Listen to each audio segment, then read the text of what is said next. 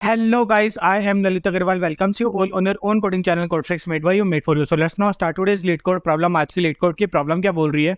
अच्छा, before moving towards the problem ना 1 minute decision for those जिनको ये problem अच्छे समझ में आ चुका है, जो खुद से एक बार ट्राई करना चाह रहे हैं। देखो, ये जो क्वेश्चन है लिटरली बहुत ही ज्यादा इजी क्वेश्चन है, बहुत ही ज्यादा, क्योंकि इसमें ये जो क्वेश्चन है ना, बस क्वेश्चन की लैंग्वेज घुमाई हुई है। लैंग्वेज जो है ना, इसको ट्रिकी करा हुआ है, इसको तोड़ा मरोड़ा गया है जिससे आप कंफ्यूज हो जाओ। बाकी ये लॉन्गेस्ट कॉमन सब्सिक्वेंस होना है। लॉन्गेस्ट कॉमन सब्सिक्वेंस डीपी की शुरुआत की कुछ प्रॉब्लम पे आ जाता है, मतलब दूसरी या तीसरी प्रॉब्लम ही होती है जो भी कोई स्टार्ट कर रहा होता है डीपी। तो ये वही क्वेश्चन है एग्जैक्ट, आपको कुछ भी नहीं करना, आंखें बंद करनी है, उसको लॉन्गेस्ट कॉमन सब्सिक्वेंस इन दोनों नंबर ये जो एलिमेंट है इनका प्रिंट करा दो, वही आंसर होगा। अब वो क्यों होगा, कैसे होगा, उसके बारे में थोड़ा सा सोचो, बाकी अपन वीडियो में डिस्कस करने ही वाले हैं। अच्छा, अब जिसको प्रॉब्लम ये समझ में नहीं आई है उनको टेंशन लेने की कोई जरूरत नहीं है। सबसे पहले तो अपन बड़े आराम से समझने वाले हैं कि क्वेश्चन कहना क्या चाह रहा है, उसके बाद में इसके अप्रोच बिल्ड करेंगे and then finally will move towards its implementation. देखो समझो, आप ये क्वेश्चन कहना क्या चाह रहा है। क्वेश्चन इतना सा बोल रहा था कि यहाँ पे कुछ तो एक नम वन दिया हुआ है और कुछ तो एक नम टू दिया हुआ है, इनके ऊपर कुछ तो कंपटीशन होगी और लास्ट में अपना आंसर क्या आ जाएगा, टू। ठीक है, अब इस कंपटीशन को समझिए। कंपटीशन यहाँ पे क्या कह रहा था, अगर अपन क्वेश्चन की लैंग्वेज पे जाते हैं तो क्वेश्चन की लैंग्वेज ही सिंपल सी बोल रही थी कि भैया इस वाले एरे में, मतलब जो भी दो एरे हैं, तो किसी को भी आप फर्स्ट एरे मान लो, किसी को भी सेकंड एरे मान लो, फर्क नहीं पड़ता। बोला ठीक है, तो अपन ने फर्स्ट एरे इसको मान लिया, नंबर वन को। बोला ठीक है, अब ये जो भी कोई फर्स्ट एरे है उधर से एक लाइन ड्रॉ करो सेकंड एरे के अंदर। अब वो लाइन कहाँ से आनी चाहिए, कैसे आनी चाहिए कि इसमें अगर वन से लाइन आ रही है तो इस पे वन पे ही लाइन आएगी। बोला ठीक है, इससे अगर टू पे लाइन आ रही थी तो इससे टू पे ही लाइन आएगी। लेकिन अब यहाँ पे अपने को एक और चीज क्या मेंटेन करके रखनी है कि कभी भी कोई भी दो लाइन आपस में इंटरसेक्ट नहीं कर सकती, मतलब ऐसे क्रॉस नहीं कर सकती एक दूसरे को। बोले ठीक है, तो ऐसे क्रॉस नहीं कर सकते तो या तो आप ऐसे कर सकते थे कि टू और टू की बना लेते, या फिर आपने फोर और फोर की बना ली। वो कोई मैटर वाली बात नहीं, कोई सी भी बना लो, एक ही बनेगी। लेकिन अगर यहाँ पे सपोज करो ऐसा होता कि ये होता है, यहाँ पे सपोज करो यहाँ पे सिक्स होता, ठीक है, यहाँ पे फोर ना होता, यहाँ पे सिक्स होता, हाँ, और यहाँ पे अपना होता सपोज करो सिक्स और यहाँ पे फोर होता। अब बताओ कैसे लाइंस बनती कि अपने मैक्सिमम नंबर ऑफ लाइंस है। बोला ये 1 से 1 वाली तो बन गई, इसको तो हटा दो। बोला ठीक है, तो ये तो अपनी एक हो गई। उसके बाद में क्या करते हैं अपन, अगर अपन 4 से 4 वाली को कनेक्ट करते, 4 से 4 वाली को कनेक्ट करते तो एक लाइन और आ जाती। बट उसके बाद में क्या 2 से 2 हो पाती नहीं, क्योंकि ये क्रॉस हो जाती ना। अगर अपन 2 से 2 बनाते तो हाँ जी भैया, तो 2 से 2 नहीं बनेगी। बोला बिल्कुल सही बात है। फिर अपन ने क्या बोला, क्या 6 से 6 बन पाती है। बोला नहीं भैया, ये भी नहीं बनेगी। क्यों, क्योंकि 4 से 4 वाली क्रॉस हो रही है। ठीक है, तो अगर अपन 4 वाली लाइन ले रहे होते तो उस पॉइंट ऑफ टाइम पे अपने कितने टोटल कितनी लाइन बन पाती मैक्सिमम। बोला 2। और अगर अपन 4 वाली को स्किप कर देते उस पॉइंट ऑफ टाइम पे, अगर अपन 4 वाली ना ले रहे होते और अपन यहाँ पे बोलते कि अब मैं लूंगा 1 से 1 वाली तो ले रहा हूँ। बोला ठीक है 1। उसके बाद में फिर मैं 2 से 2 वाली ले लेता हूँ। बोला ठीक है, 4 से 4 वाली नहीं लिया, वा 2 से 2 वाली ले लिया मैंने एक, और एक मैंने 6 से 6 वाली ले लिया। तो बोला हाँ, ये 3 यहाँ पे बन गए। ठीक है, तो अपने को यही रिटर्न कराना है कि अपनी एटमैक्स कितनी लाइंस आ सकती हैं जो कि अपनी कंडीशन को फॉलो कर रही हो। बिल्कुल सही बात है, हाँ जी भैया बिल्कुल सही बात है। तो अगर अपन इसके प्रीवियस क्वेश्चन पे जाए जो कि क्वेश्चन में ऑलरेडी गिवन था, तो उसमें कितनी लाइंस बन सकती है एटमैक्स। बोला 2 ही बन सकती है, और अपना 2 ही आंसर है। तो अपने को समझ में आया अपना 2 आंसर क्यों आया। हाँ जी भैया समझ में आ चुका है कि अपना 2 आंसर क्यों आया, इसमें कोई डाउट नहीं होना चाहिए। बोला ठीक है। अच्छा, अब देखो इस क्वेश्चन को पूरा हटाओ, पूरा इस क्वेश्चन को चेंज करो। अब मैं क्या बोल रहा हूँ, इस क्वेश्चन को अपन दूसरे फॉर्म में समझने की कोशिश करते हैं। क्या बोलना चाह रहा है कि अपने को कोई सब सीक्वेंस फॉलो करना है। सब सीक्वेंस फॉलो करने का मतलब क्या हुआ, मतलब सब सीक्वेंस में ये होता है कि जैसे 1 है, ठीक है, कॉमन सब सीक्वेंस की अगर अपन बात करें तो जैसे यहाँ पे 1 है, इसमें भी 1 आ गया, ठीक है, बहुत ही बढ़िया। अब ये 4 है, यहाँ पे 2 आ गया। बोला ठीक है, अब यहाँ पे 4 है, यहाँ पे 2 आ गया। तो अब आपने क्या किया, सपोज करो आपने इस वाले एरे में 4 को स्किप मार दिया और यहाँ पे आप 2 पे चले गए। बोला हाँ, ये 2 मैच हो गया। बोला ठीक है, आपने इसको काउंट करा लिया। तो कॉमन सब सीक्वेंस में भी तो ये होता है ना कि हमेशा आप आगे ही बढ़ सकते हो, कभी भी पीछे नहीं आ सकते। सब सीक्वेंस में यही होता है ना कि अगर एक बार आप आगे बढ़ गए हो तो आप आगे ही बढ़ सकते हो। तो बस वही है, अगर इसमें आप आगे ही बढ़ते जा रहे हो दोनों एरे में, तो फॉर श्योर से चीज़ है ना, कभी भी क्रॉस होगा ही नहीं। कभी भी ये दो एलिमेंट्स यूं क्रॉस होंगे ही नहीं अगर आप आगे ही आगे बढ़ते जा रहे हो, कभी भी आप पीछे नहीं आ रहे हो। तो सिंपल सी बात है। अब जैसे मान लो ये जो 4x4 है, ठीक है, अब यहाँ पे मान लो कि आपने 1x1 का तो बना दिया, उसके बाद में 4 आया, यहाँ पे 2 आ गया। बोला ठीक है, तो आप कहीं ना कहीं तो एक कदम आगे बढ़ ही जाओगे ना। बोला ठीक है, तो अगर मैं सपोज करूँ इसमें एक कदम आगे बढ़ जाता, मैं 4 पे पहुंच जाता। बोला ठीक है, मेरी ये वाली लाइन बन चुकी है। उसके बाद में आप कहीं पे भी अगले वाले पे जाओगे, इसमें 2 आ गया, इसमें पीछे थोड़ी ना आ सकते हो, इसमें भी आप आगे ही जाओगे। अगर जाना पॉसिबल है तो, नहीं जाना पॉसिबल तो आप वहाँ पे क्या कर दोगे, एंड गेम। सही बात है ना, समझ पा रहे हो मैं क्या कहना चाह रहा हूँ कि ये कॉमन सबसीक्वेंस से कैसे सिमिलर हुआ। हाँ जी भैया, कॉमन सबसीक्वेंस से कैसे सिमिलर हुआ समझ में आ रहा है। कॉमन सबसीक्वेंस में तो यही खेला होता है कि आप एक बार आगे बढ़ गए तो बस आप पीछे नहीं आ सकते, और अगर आप पीछे आ ही नहीं सकते तो आपका क्रॉस बनेगा ही नहीं। तो कोई क्वेश्चन ही नहीं हुआ क्रॉस बनने का। हाँ जी, भाई समझ में आ गया। तो अपने को क्या निकालना है, बेसिकली दो एरे गिवन है अपने पास, उनमें मैक्सिमम कॉमन सब सीक्वेंस निकालना है, बस इतनी सी बात है।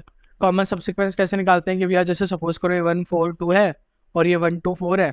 हाँ, तो सबसे पहले अपन क्या करते हैं कि दोनों के फर्स्ट पे जाते हैं, बोला चेक करते हैं कि क्या ये दोनों सिमिलर है। हाँ जी भैया ये दोनों सिमिलर है। तो अपन क्या बोलते हैं कि अब अपना कोई से भी कंडीशन आए, अपना एक आंसर तो आ ही चुका है कि कन्फर्म है कि अपने पास एक ना एक तो कॉमन है ही है।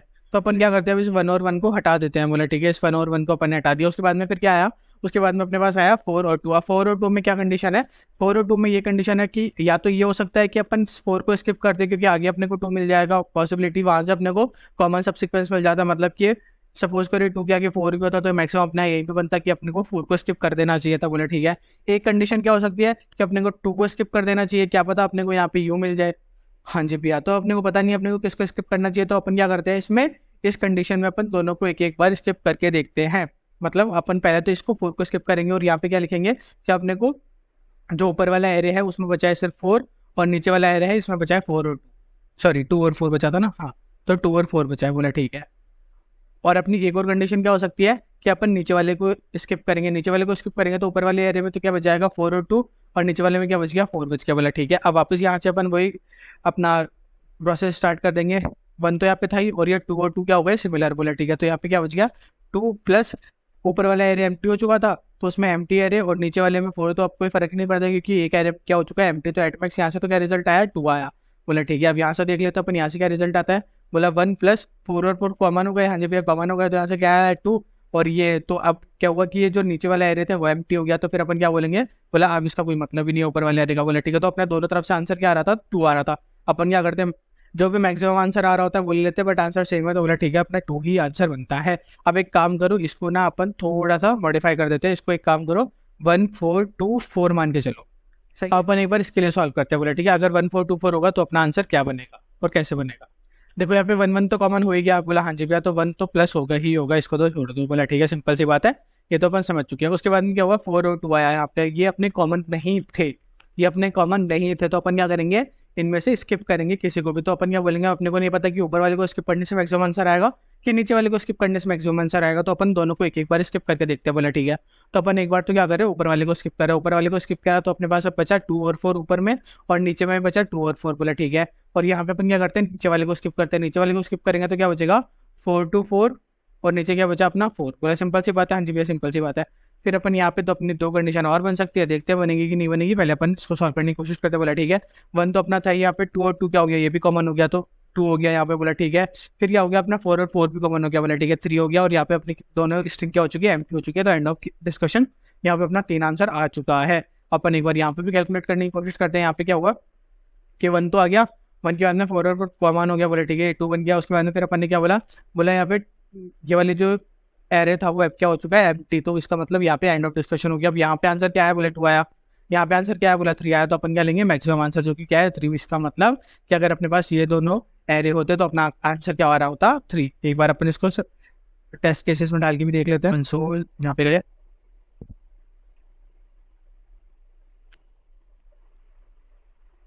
देखो एक्सपेक्टेड आंसर 3 आ रहा है। हाँ, वही अपने टेस्ट केस में अपन ने चेंज किया, सिंपल सा चेंज था। बोला हाँ जी भैया सिंपल सा चेंज था, कोई दिक्कत वाली बात नहीं है, अपने को समझ में आ चुका है। ये पूरा का पूरा क्वेश्चन कुछ भी नहीं था, सिर्फ और सिर्फ इस क्वेश्चन की वर्डिंग्स को घुमाया हुआ था और घुमा के इसको टिपिकल बनाने की कोशिश करी हुई थी।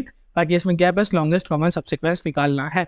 हाँ जी भैया, आप निकालेंगे कैसे वो तो आपको समझ में आ ही चुका है। अब इसमें एक बात क्या है कि जैसे ना आप थोड़ी सी बड़ी स्ट्रिंग लोगे ना तो उसमें हर बार क्या होगा कि कॉम्पिटिशन्स अपने रिपीट हो रही होंगे, कॉम्पिटिशन्स अपने रिपीट हो रही होंगे। तो अपन क्या करेंगे, इसको डीपी में स्टोर करा के चलेंगे। और ऑफकोर्स पता है लॉन्गेस्ट कॉमन सीक्वेंस अगर आपने किसी ने कभी भी किया है तो वो डीपी का ही क्वेश्चन है। तो बहुत ही ज्यादा इजी क्वेश्चन है, इतनी कोई टेंशन लेने वाली बात है ही नहीं। बोले ठीक है, अपन सबसे पहले आए इस फंक्शन में आते हैं। अपन ने क्या किया, एक तो एन ले लिया और एक एम ले लिया। एन और एम क्या है, ये जो एरे है इनके साइज है। बोले ठीक है, नंबर के साइज और नंबर के साइज अपन ने एन और एम पे ले लिया। बोले ठीक है, क्लियर सी बात है।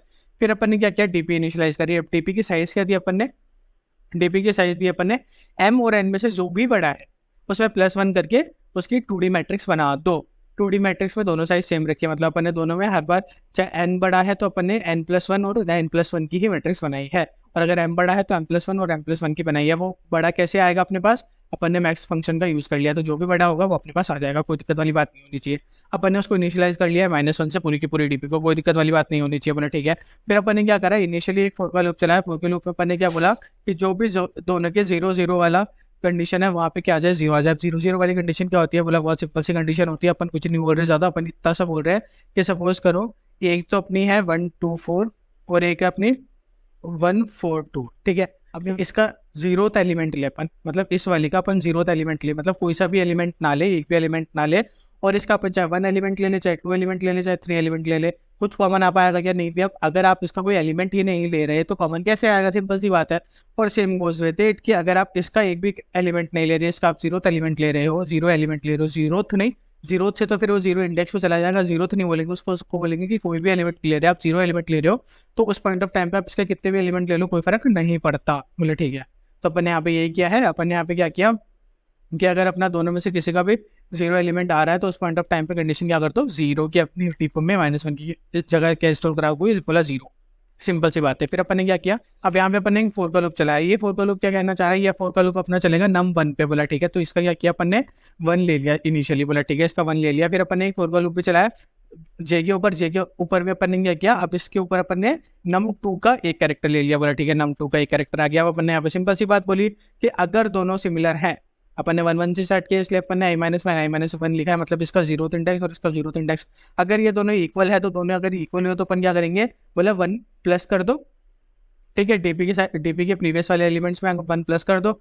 और अगर ये दोनों इक्वल नहीं हुए तो अपन क्या बोलेंगे कि मैक्सिमम लोग किसका, या तो अपन ने बोला कि एक बार जे वाले में स्किप करके देख लो, मतलब ये सेकंड वाले वेक्टर में, और एक बार अपन ने क्या बोला कि आई वाले में स्किप करके देख लो, मतलब कि फर्स्ट वाले वेक्टर में, बोला ठीक है, जिसमें भी अपना मैक्सिमम आंसर आ रहा होगा अपन उसको ले लेंगे, सिंपल सी कंडीशन थी। बोला हाँ जी भैया, जैसे ये पूरा बिट्रेट होगा लास्ट में अपने पास क्या आ जाएगा, डीपी ऑफ एन और एम में, एन और एम क्या होंगे, एन और एम क्या है, अपनी साइज है, किसकी साइज है भैया, साइज अपनी किसकी साइज है, दोनों नंबर्स की, दोनों नंबर वाले एरेज की, बोला ठीक है, दोनों नंबर वाले एरेज की साइज में क्या होगा अपना कि यहाँ तक में अगर अपन जो num1 है उसकी ये साइज लें और num2 की अगर अपन ये साइज लें, बोला ठीक है, तो इस पॉइंट ऑफ टाइम पे अपने मैक्सिमम कितने एलिमेंट्स कॉमन आ रहे होंगे, मतलब अपना कॉमन सबसिक्वेंस क्या हो रहा, मैक्सिमम कॉमन सबसिक्वेंस क्या रहा होगा अगर अपन इन दोनों की ये साइज ले ले। तो ये साइज क्या इनकी फुल साइज है, हाँ जी भैया इनकी फुल साइज थी, बोला ठीक है। तो इस पॉइंट ऑफ टाइम पे अपना जो भी आंसर आ रहा होगा वही क्या होगा, अपना आंसर सबमिट करके अपन देख लेते हैं। सबमिट बड़े आराम से हो ही गया। अच्छा, इसकी टाइम कॉम्प्लेक्सिटी और स्पेस कॉम्प्लेक्सिटी बताओ। देखो इसकी स्पेस कॉम्प्लेक्सिटी की अगर अपन बात करें तो यहाँ पे क्या ये एन और एम लिया अपन ने, ये तो क्या है कॉन्स्टेंट है, ठीक है, इसको छोड़ दो। फिर अपन ने यहाँ पे डीपी बनाई है, यही है मेन अपनी स्पेस कॉम्प्लेक्सिटी की जेड, बोला ठीक है। तो यहाँ पे क्या होगा, इसकी इस कॉम्प्लेक्सिटी कितनी हो गई, कितनी हो गई, एन या फिर एम जो भी मैक्सिमम है उसका स्क्वायर, अगर एन मैक्सिमम है तो एन का स्क्वायर और एम मैक्सिमम है तो एम का स्क्वायर, सिंपल सी बात है, हाँ जी भैया सिंपल सी बात है। उसके अलावा अपन कोई स्पेस कॉम्प्लेक्सिटी यूज नहीं कर रहे हैं, बोले ठीक है। अब बताओ इसकी टाइम कॉम्प्लेक्सिटी क्या होगी भैया, भैया टाइम कॉम्प्लेक्सिटी होगी, यहाँ पे अपनी कोई टाइम नहीं लगा, यहाँ पे अपना कोई टाइम नहीं लगा, यहाँ पे अपना कोई टाइम नहीं लगा, यहाँ पे एक फोर का लूप चला है तो ऑफ एन हो गया या फिर ऑफ एम हो गया, जो भी मैक्सिमम होगा वो होगा। और यहाँ पे अपना क्या चला है, ऑफ एन इंटू एम, क्योंकि अपने दो फोर के लूप चले, एक में एन साइज है एक में एम साइज है, तो अपन क्या बोलेंगे कि अपना टाइम कॉम्प्लेक्सिटी क्या हो गई, of n into m, simple सी बात है, हाँ जी भैया सिंपल सी बात है। आई होप आपको अच्छे से समझ में आ गया होगा। Thank you so much.